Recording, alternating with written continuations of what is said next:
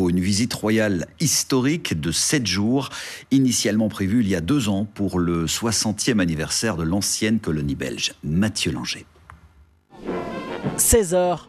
Au pied de l'avion, le roi Philippe et la reine Mathilde foulent pour la première fois le sol congolais. Accueilli par le président Félix Tshisekedi, notre couple royal salue une dizaine de membres officiels. Sourire aux lèvres et poignée de main amicale, notre souverain fait rayonner la Belgique en direct à la télévision et inspire le commentateur local. Les très chers téléspectateurs, c'est la joie, c'est l'amour, c'est l'amitié entre les deux peuples. Il y a 62 ans, il a vu le jour la même année que l'indépendance congolaise. Et pourtant, notre souverain ne s'y est jamais rendu auparavant. Et la raison est au fond assez simple, c'est que comme prince, il a de fait présidé beaucoup de missions économiques à travers le monde, mais jamais au Congo, parce que nos relations bilatérales étaient compliquées, oscillatoires. En 2010 déjà, à l'occasion du cinquantenaire de cette république démocratique, 80 fois plus grande que la Belgique, le roi Albert II s'y était d'ailleurs rendu sans prononcer de discours. Donc ce voyage-ci d'une semaine avec un discours annoncé demain après-midi, c'est effectivement un voyage d'une longueur inédite.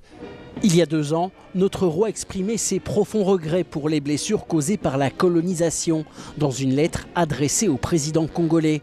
Après le temps des réconciliations, place à 6 jours de coopération. Le vol retour vers Bruxelles est prévu lundi prochain. Le ciel est bleu. Et à Kinshasa, on va retrouver en direct notre envoyé spécial Benoît Dutot. Bonsoir Benoît, nos souverains étaient visiblement très attendus sur place. Oui Luc, un accueil assez exceptionnel puisque sur la route qui relie l'aéroport au centre de Kinshasa, c'est tout de même un trajet de 25 km, eh bien, a été amassé des dizaines de milliers de Congolais tout au long de cette route. Il y avait également de nombreux jeunes qui étaient à moto et qui suivaient le convoi parfois à vive allure sans respecter aucunement le code de la route, mais avec, il faut le reconnaître, une très grande dextérité pour ces jeunes. Alors un accueil assez exceptionnel. Maintenant, bien entendu, il ne reflète pas la vie de tous les Congolais, mais cet accueil a dû réjouir le roi et la reine qui, on l'a dit dans le reportage qui précède, ni l'un ni l'autre ne sont jamais venus en République démocratique du Congo, malgré les liens qui unissent, on le sait, la Belgique et le Congo. Demain, Benoît, on attend un discours très important du roi Philippe.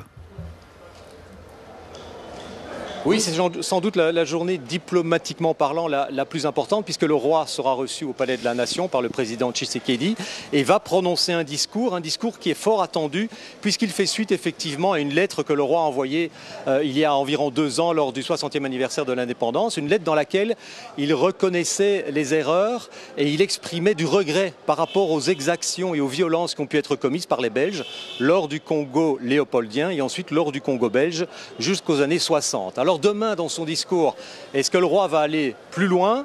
Est-ce qu'il va parler d'excuses? On sait que certains Congolais le souhaitent. On verra demain, mais en attendant, nous avons demandé l'avis du Premier ministre Alexander De Croo qui accompagne le couple royal ici à Kinshasa. Je vous propose de l'écouter.